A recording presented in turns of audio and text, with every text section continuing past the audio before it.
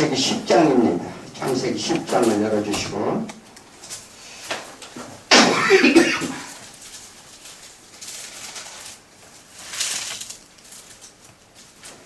창세기 10장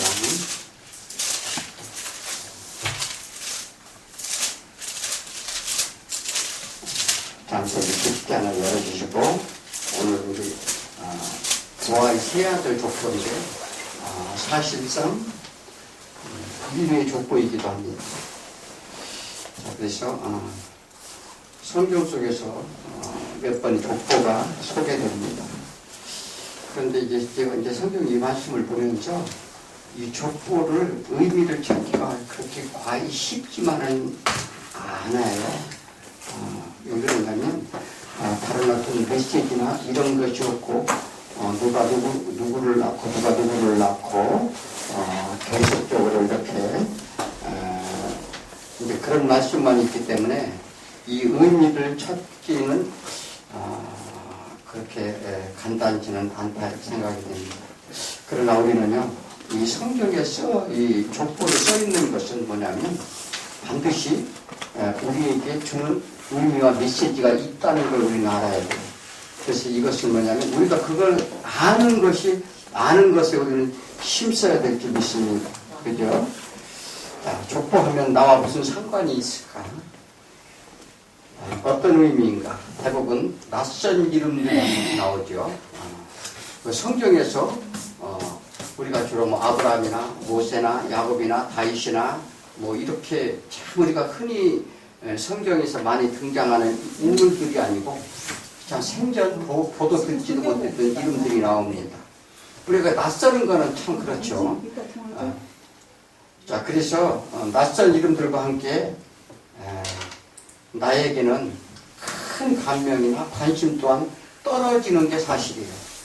그래서 성경을 읽을 때 이 족보는 별로 안 읽죠. 그죠? 그냥 이렇게 넘겨놓고 그러는데 자, 마태복음 1장에서 예수님 족보가 나오죠. 또 그리고 창세기 5장에 가면 가인의 족보, 셋의 족보를 누가 이렇게 함께 나옵니다. 그래서 오늘 본문은 누구요?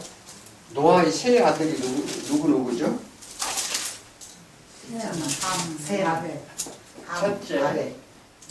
첫째가 셈, 둘째가 함, 셋째가 야벳. 이렇게 이제 세 명이 나오는데 이 세 명에 대한 족보죠. 자, 그런데 우리 한번 생각해 볼까요? 이 세 명이 족보가 몇 명이 나오는지 아세요? 인원이? 이 3명의 족보 인원. 이거 뭐 일일이 다 쉬어보면 나와요. 일일이 다 쉬어보면 나오는데 그거 숫자 시기가 이 70명이 나와요. 70명. 자, 70명 굉장히 의미 있죠. 의미 있는데 함이 30명이에요. 또 셈이 26명,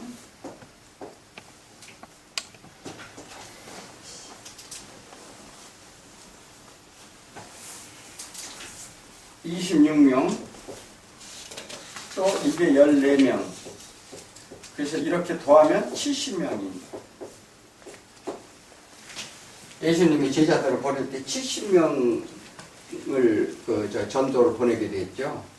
또 70명 하면 뭐가 있습니까? 이 70이라는 건 완전수죠. 완전수. 그래서 인간의 역사도 70에 관계돼 있다고 볼 수도 있고 또 창조도 어떻게 해요? 7일. 네, 7일이죠. 일주일이면 7일이죠. 이와 같이 그런데 이제 70명의 전도자를 걸어서 모든 민족을 이게 상징을 하는 거예요. 모든 민족의 상징.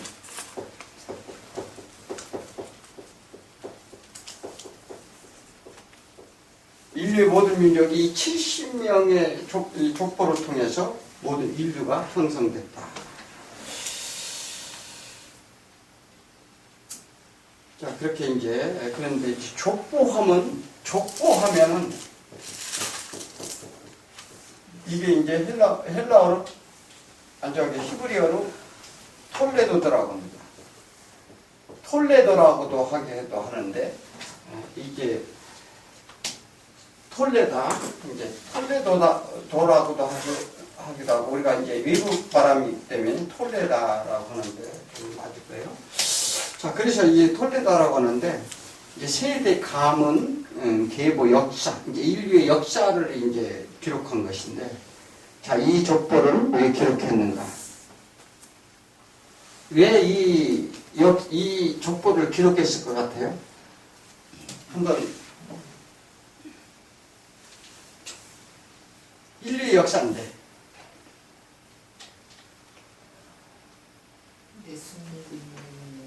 이 인류의 역사 같은 거는 하나님의 구속사, 즉 예를 들어서 구원의 역사, 하나님의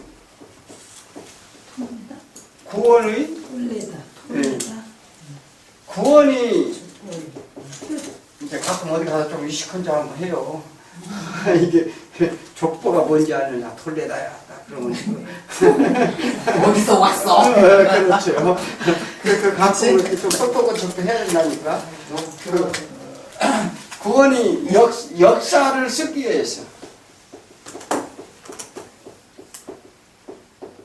자, 어떻게 구원의 역사가 써가는가? 이제 그런 의미에서 오늘 이제 알아보도록 하겠습니다. 이 첫째, 뭐냐면은, 누구 역사부터 나와요? 야벳부터 나오죠.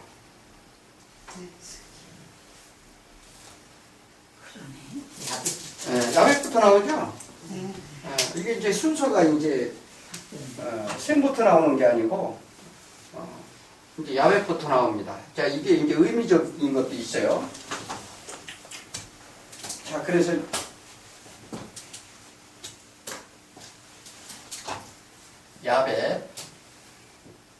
야벳 하면 뭐라 했죠? 창대하다 뜻이에요. 자, 지난 시간에도 이거 했던 것 같은데. 열다. 예? 열다. 열다, 창대하다, 뭐 이렇게 이제 열리다, 뭐 이제 이런 것도 있고, 뭐 여러 가지가 이제 그게 이제 이런 이제 의미적 우리나라는 그냥 뭐 창대하다, 무슨 뭐 많아지고, 뭐 넓어지고, 뭐 이런 의미가 있듯이 그렇습니다. 자, 그래서 주로 어디냐면 북유럽.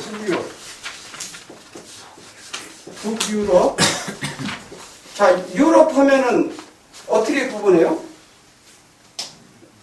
오늘 사회 공부를 좀 해야 될 것 같아요. 유럽 하면은 동유럽, 서유럽, 북유럽 이렇게 나눕니다. 자, 북유럽에 생각나는 나라가 어디 있어요?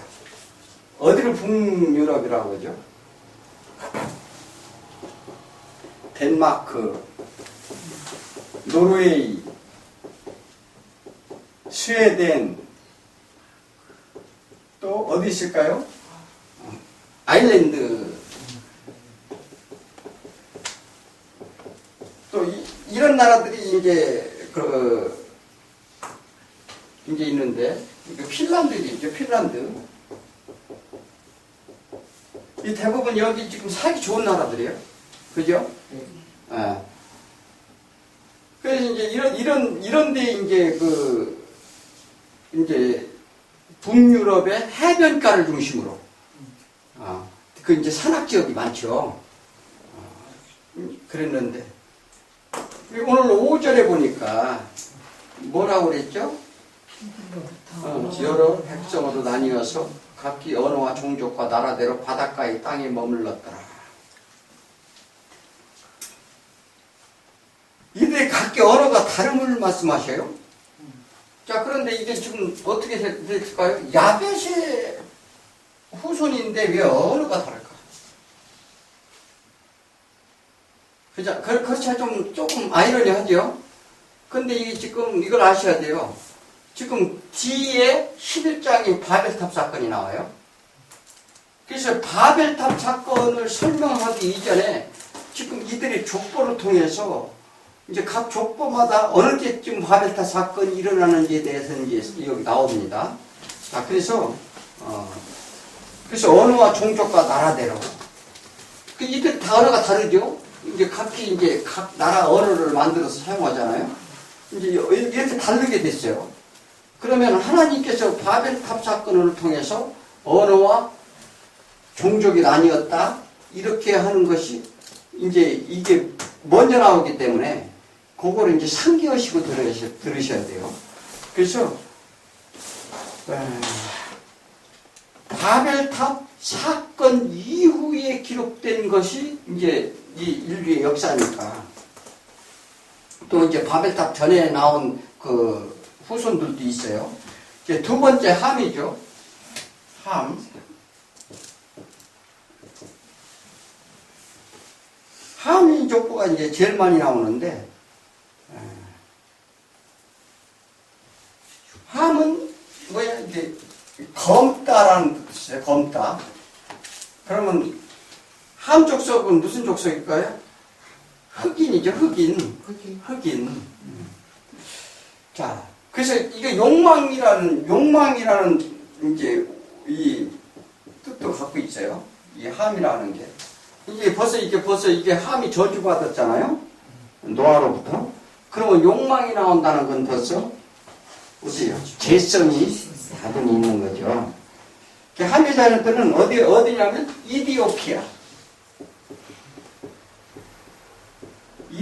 아프리카죠. 또 아프리카, 이제 이디오피아로 해서 아프리카, 어디죠? 가나안, 이스라엘 민족 들어가는 가나안 땅 말이죠. 이게 보면 오늘 성경을 보면 6절에 보면 함의 아들은 누구요? 구스요, 미스라임이요. 네. 구스 지역은 기온 강가 쪽을 얘기하는데 미스라임은 어디에요? 미스라임. 6절 한번 읽어볼까요? 6절. 함의 아들은 함의 아들은 미스라임. 이 미스라임은 어디 있냐면 애굽이에요. 애굽. 미스라임은 이게 애굽을 얘기하는 거예요.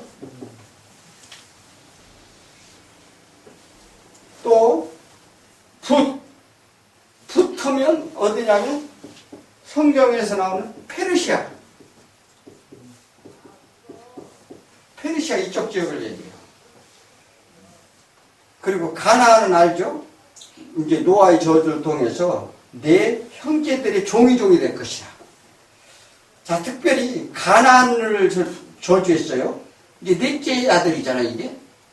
그런데 함을 저주하지 않고 가나안을 저주했는데 노아가 왜 가나안인가? 아까 얘기했죠? 지금 뭐를 쓰고자 한다고? 구속사를 쓰고자 한다, 하나님이. 그래서 이제 가나안 땅은 이스라엘을 가나안에 두려고 하셨죠.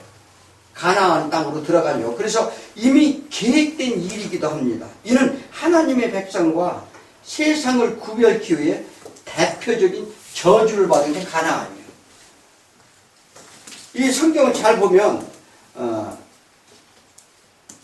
구스의 8절에 보면 여기서 이제 가장 중요한 게 누구냐면 니므롯이 나와요. 니므롯. 이 함의 자녀 중에서 니므롯.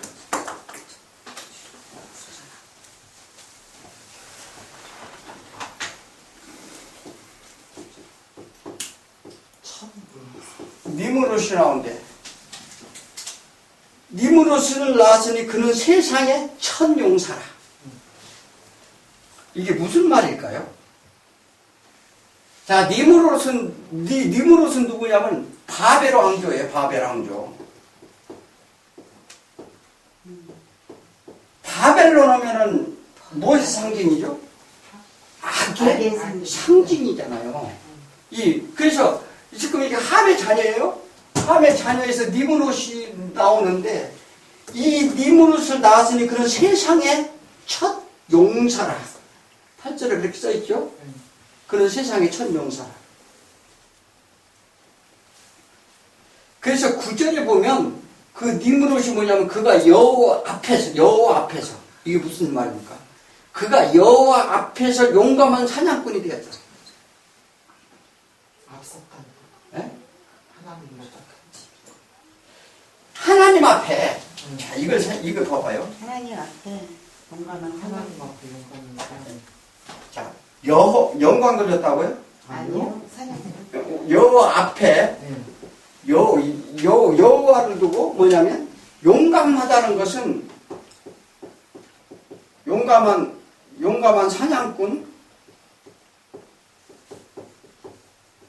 사냥꾼이다. 요게 이제 의미가 굉장히 크죠. 뭐냐면 이게 용감하다는 것은 막 강한 걸 얘기하잖아요. 힘이 있는 거, 이게 능력을 그리고 이제 이게 오만 기만이라는 뜻도 있어요. 용감 이제 그 맹렬한 뭐 이런 것도 있고.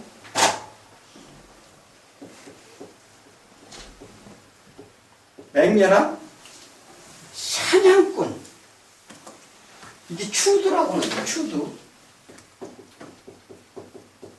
뭐냐면 올무를 놓다 이런 뜻이에요. 그리고 올감이 이래서 그래서 함정이라는 뜻도 있어요. 이게 뭐냐면 사람에게 놓은 함정.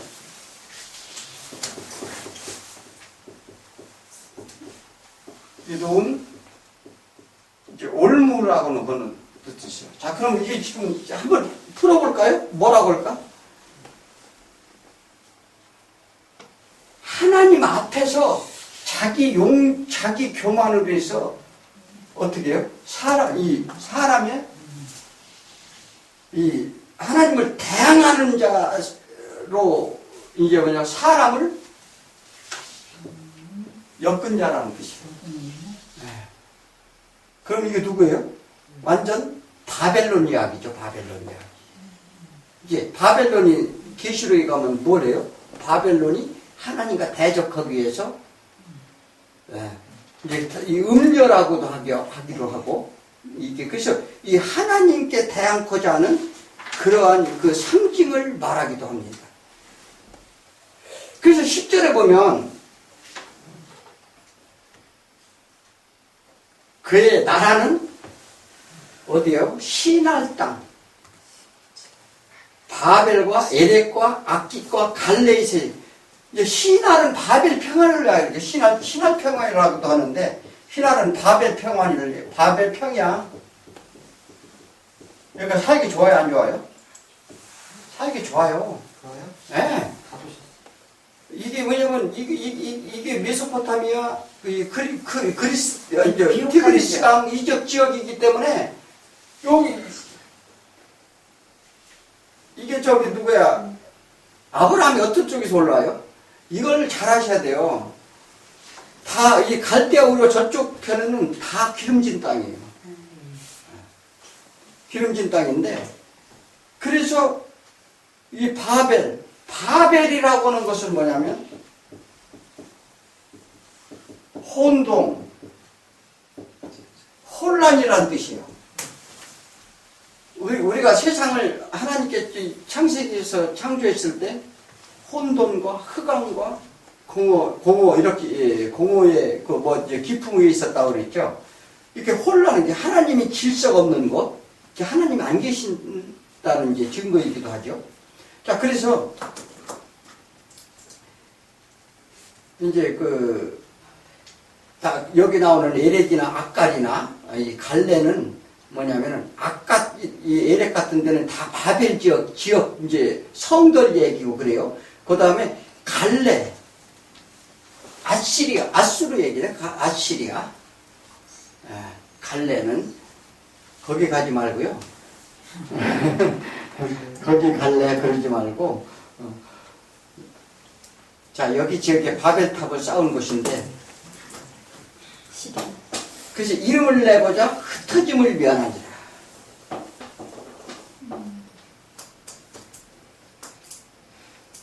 자, 이렇게 여기서 이제 이 바벨탑을 쌓게 됩니다. 그래서 11절에 보면 그가 땅에서 아스로 나아가는 니느웨와 느보들과 갈라와. 니느웨는 많이 들었죠? 네. 요나가 나오는 네. 그러니까 지금 각종 악한 곳은 다 함이 자녀들. 어디요 또? 소돔과 고모라. 뭐 이런데. 자, 읽어보죠. 뭐냐면, 니느웨와 갈라사의 닛센을 건설하신 이는 큰 섬을, 이제 섬을 쌓죠. 미스라엘은 루딘과 아난인과 르합인과 납두힘과 바드심과 가르심과 갑돌인가 나왔더라. 가르심에서는 블레셋이 나왔더라. 뭐가 나왔더라? 블레셋 쪽이죠, 블레셋 쪽. 다윗이 쌓은 블레셋 쪽. 자, 이렇게 해서 이제 그런데 이제 그 중에 넷째인 이 가나안, 장자 시돈과 헷을 낳고 또 여부스 족속, 아모리 족속, 기라 가르가 이게 다 이제 7족속 나오죠. 가나안의 7족속. 이 가나안의 후손으로 이 7족속이 쭉 나옵니다. 그게 시돈으로 그라를 지나 가사까지 소돔과 고모라와 아드마와 15인을 지나 라사까지였더라. 원래 그 성경에서 이제 소돔과 고모라 심판만 나와요. 그런데 원래 5개 성이 심판받았어요. 여기 나오는 다 심판받았다니까요. 이 대표성으로 이제 소돔과 고모라를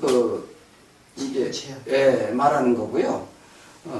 그래서 이와 같이 이 가나안은 이 노아가 저주한 대로 그대로 이제 받는데, 자, 우리가 그 중에서도 이제 아까 니므롯 나왔죠.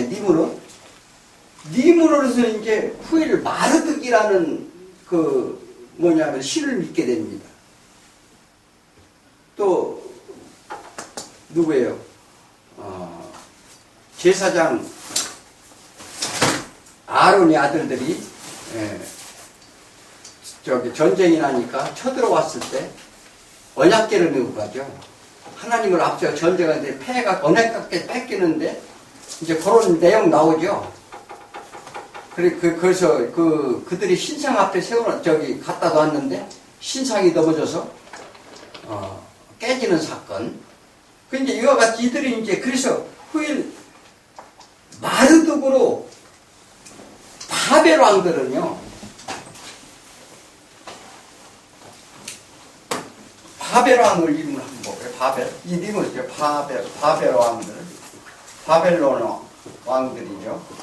자, 어디를 보느냐면, 왕하 25장 27절, 왕하. 11기하. 한번 읽어보실래요? 11기하. 몇 장? 11기하. 25장 27절이요.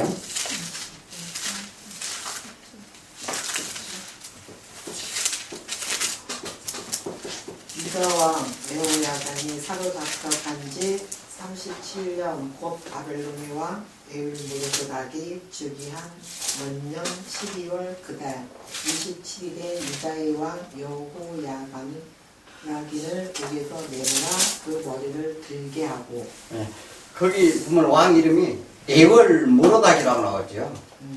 그거 뭐냐면 니므롯이에요.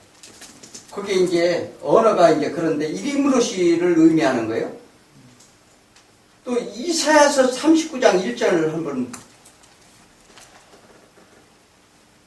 이사야서 39장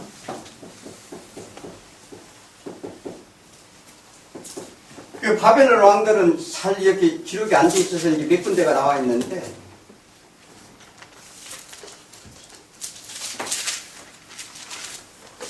이사야서 40장은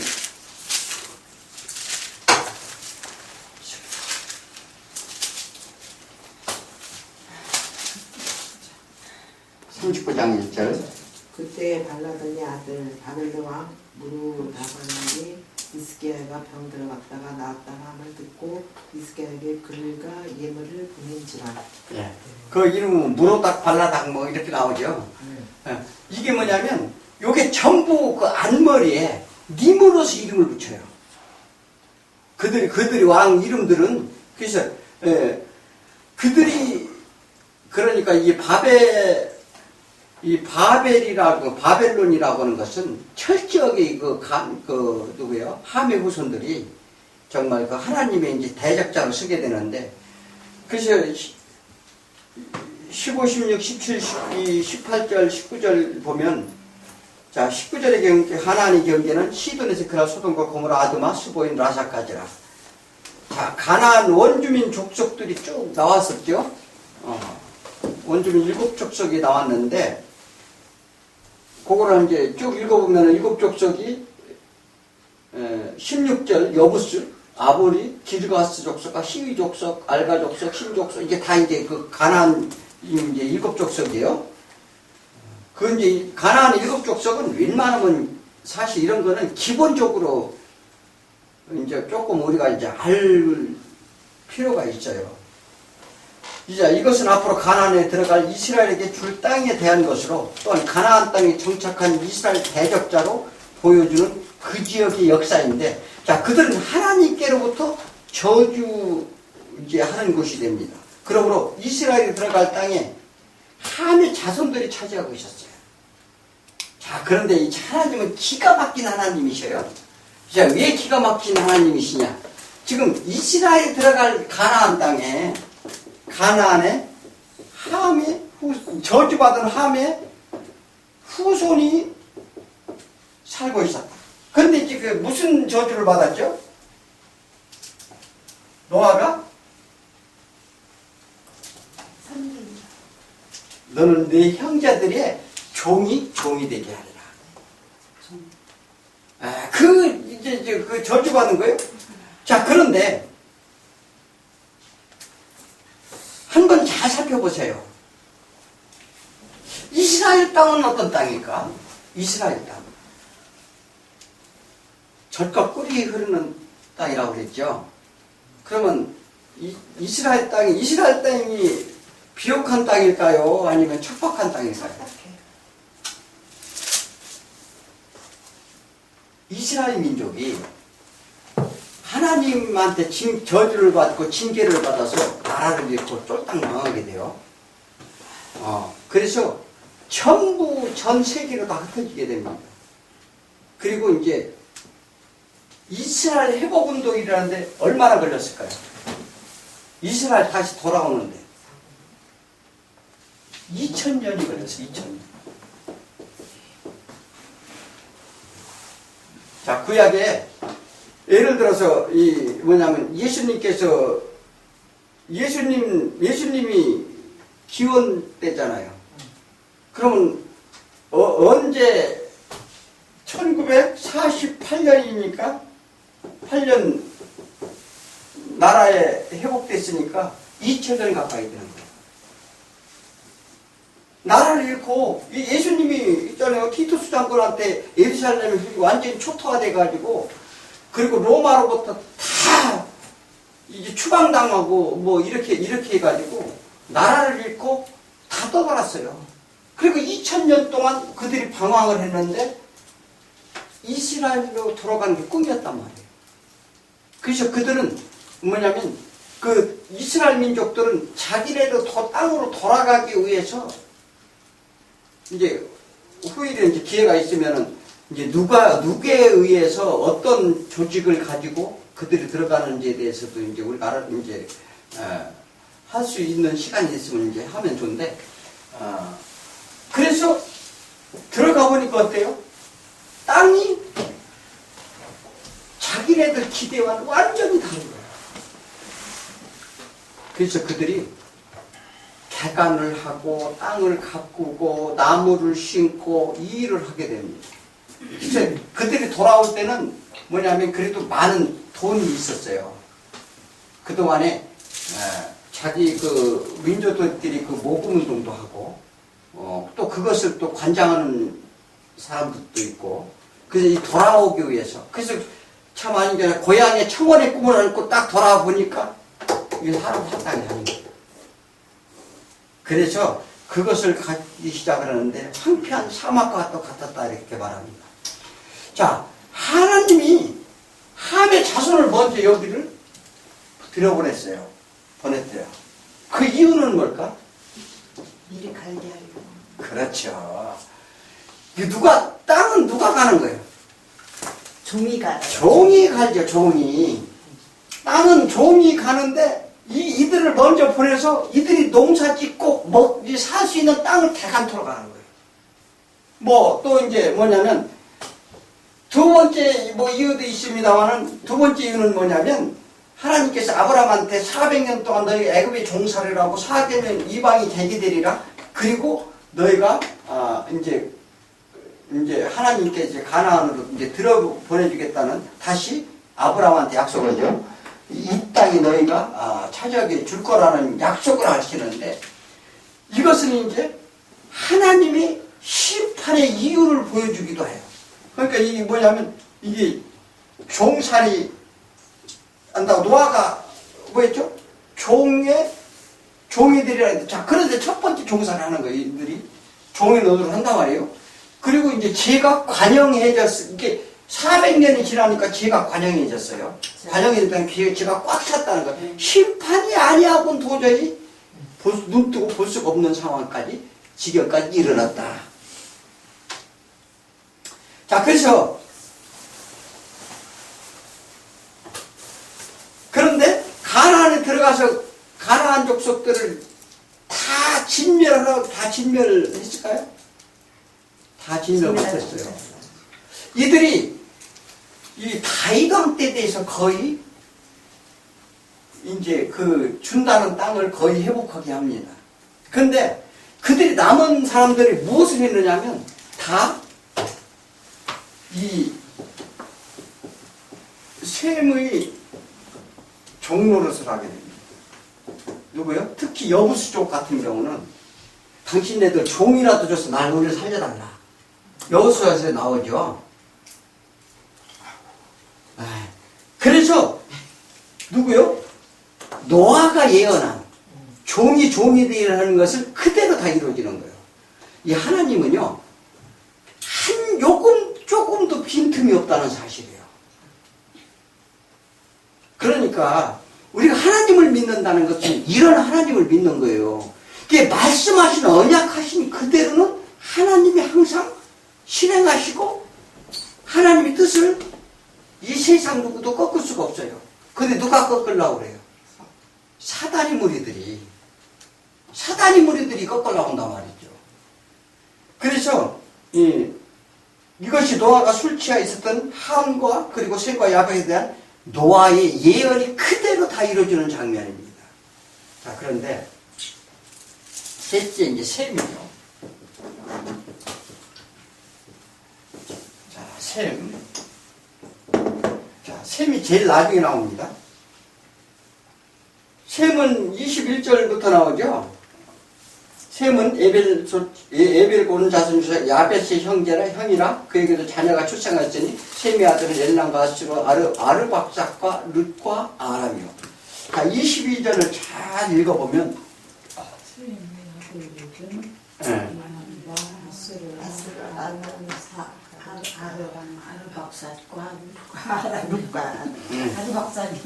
아르박삭 제일 발음하기 힘들죠. 아르박삭. 그런데 이 아르박삭을 주셔야 돼요. 아르박삭. 이렇게 쓰는 거예요? 이렇게 쓰는 거죠? 이게 엘람이나 이거 숨겨진 사람이다. 이제 아수르는 이제 솔직하다, 공정하다, 이제 인내하다 이런 뜻이고. 아르박삭이 누구냐면 창세기 11장 10절 한번 열어볼래요?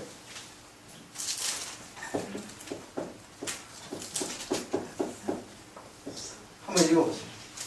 셈의 조건은 이러하니라. 셈은 100세 곧 홍수 후 2년에 아르박삭을 낳고. 홍수 11절.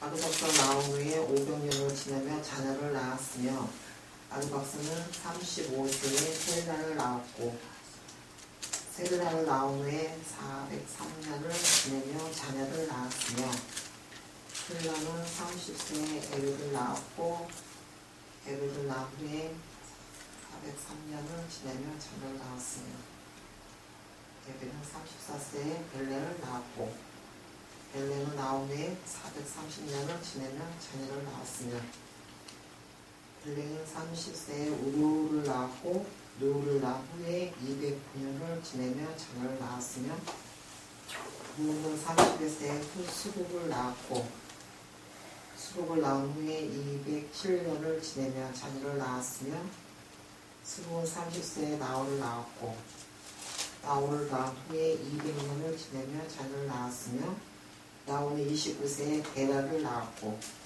데라를 낳은 후에 199년을 지내며 자녀를 낳았으며 데라는 70세에 아브람과 나홀과 하란을 낳았더라. 그게 지금 아브라함의 조상이죠. 아브라함의 조상. 이 아르박삭. 자, 그러니까 아브라함과 나홀을 낳았더라. 그래서 예수님의 족보는 이 아르박삭, 그러니까 노아의 그 셈의 후손인 아르박삭으로부터 이렇게 이제 아브라함이 이제 나오게 됩니다. 그래서 셈의 족보는 아르박삭부터 또 시작을 하는 거예요. 그 11장에 보면. 그래서 이제 잘 이렇게 숙지하고 계셔야 돼요. 그 성경을 읽을 때 그게 이름이 이제 이렇게 조금 우리가 이제 부르기가 조금 그러니까 적어지 마시고, 그래서 아르박삭을 항상 기억해 주시고, 아르박삭. 그 자꾸 하면은 또 정감이 가요. 그죠? 아도박. 네. 아도박. 네. 아르박삭의 후손으로 아브라함이 오게 됩니다. 즉 예수 그리스도의 족보를 얘기하는데 10장 20절 아르박삭은 셀라를 낳고 셀라는 벨렉을 낳고, 벨렉은 이제 뭐냐면 벨렉이 났을 때 무슨 사건이 일어났느냐. 10장 25절 25절 에벨은 두 아들과 하나 이름을 벨렉을 하지. 그때 세상이 뭐 있다고요? 나뉘었습니다. 요게 이제 요때가 바벨론 사건이야. 바벨론 사건 때가 요때라는 말이죠. 그래서 이제 나뉘었다는 것은 쪼개다 흩어지다 뭐 이런 뜻이 있어요. 그러니까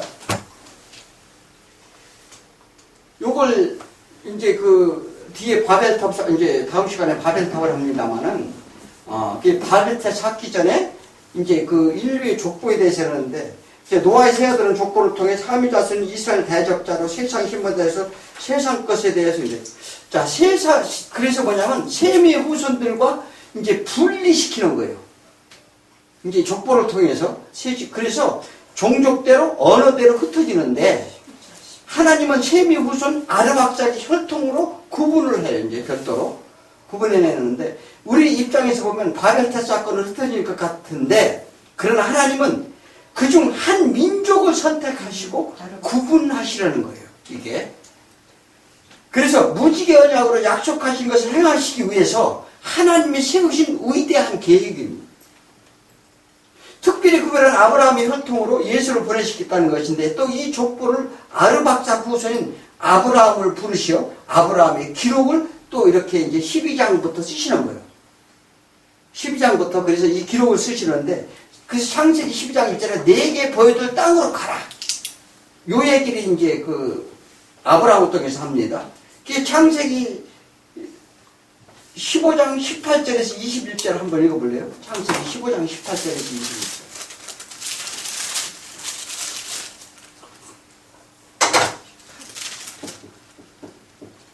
그날에 여호와께서 아브라함과 더불어 언약을 세워 이르되 내가 이 땅을 애굽 강가로부터 그 강 유브레레 강까지 내 자손을 주노니 곧 겐 족속과 그니스 족속과 감몬 족속과 헷 족속과 브리스 족속과 불바 족속과 아보리 족속과 가나안 족속과 기르가스 족속과 여부스 족속의 땅이니라 하셨더라.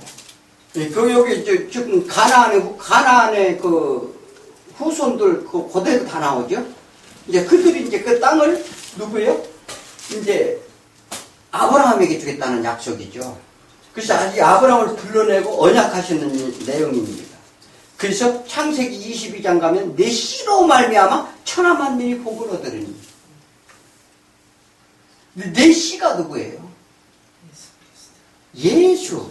그러니까 내 씨로 이 다른 씨를 준 일이 없나니 오직 예수 그리스도 이게 한 사람 하나의 그가 그 씨로 말미암아 천하만을 복이 그래서 하나님이 예수 그리스도 분의 천하만을 복 바라크 즉 경배자로 예배자로 구원을 얻게 하시겠다는 거예요. 그래서 인류를 역사를 이제 설명하는 것이 이제 창세기를 이제 아브라함을 불러서 이제 다음에 아브라함 얘기가 이어지는 거예요. 조금 이렇게 이제 줄기가 잡히는 것 같죠? 자, 그래서 25절에 그 벨렉 때 이제 나눴다고 했죠. 벨렉 때. 이제 흐르는 눈물이라고 하는 것인데, 흐르는 강. 그게 강은 뭐예요? 강이 이제 나뉘어졌다는 것인데, 이때 바벨탑 사건은 흩어진데, 그 아우늘고 욕단이 나와, 욕단. 셈의 후손 중에, 욕단. 자, 우리가, 어떻게 하든지 말이에요. 우리 민족들이 셈의 혈통을 갖고 싶어요. 그죠? 이왕이면은 셈의 혈통을 갖고 싶지 않아요? 맞아요. 그래서 어떤 일들은 이제 이제 욕단은 무슨냐면 단지파예요. 후에 이제 단지파가 되는데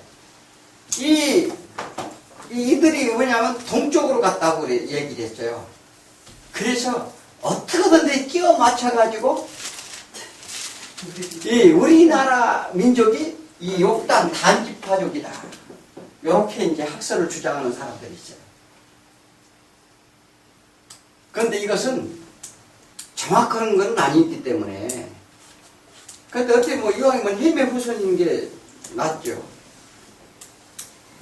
그런데 사람들이 왜 흑인, 백인 이게 됐을까요?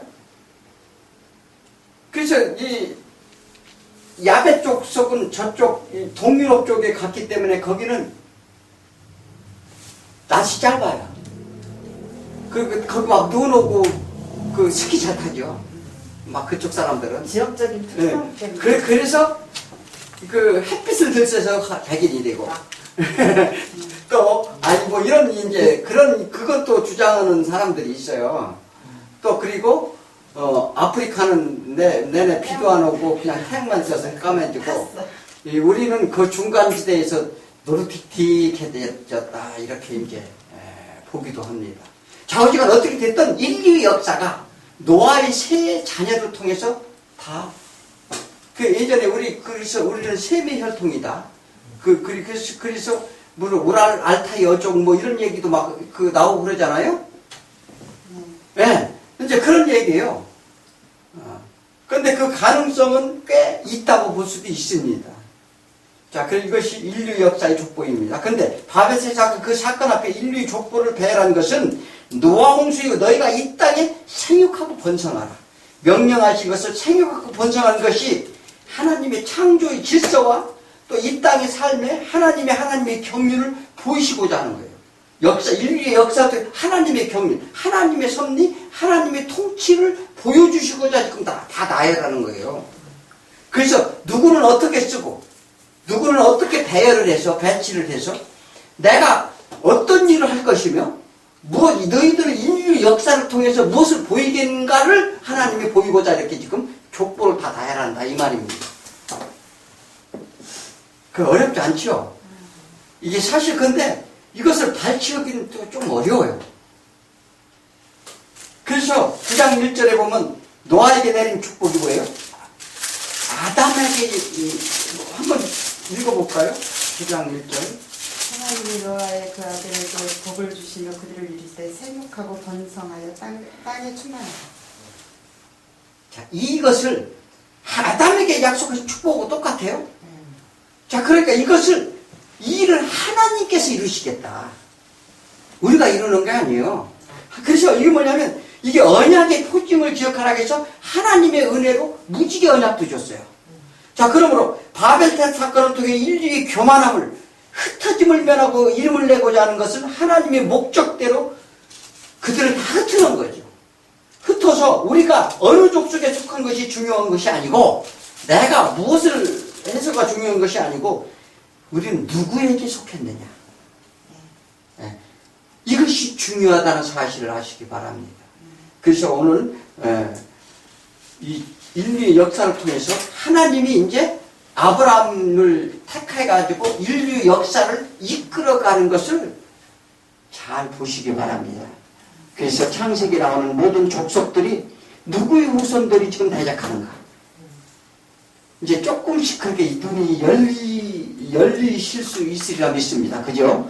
그러니까 우리가 외국 오니까 이걸 다 등한시하니까 무슨 아멜렉 족속이 나오고 아모리 족속이 나오고 뭔 족속이 나오고 그러면 우리가 굉장히 이건 뭐 좀 어렵게 생각한다 이 말이죠. 그래서 우리가 이 성경을 체계적으로 좀 배울 필요가 있는 거죠.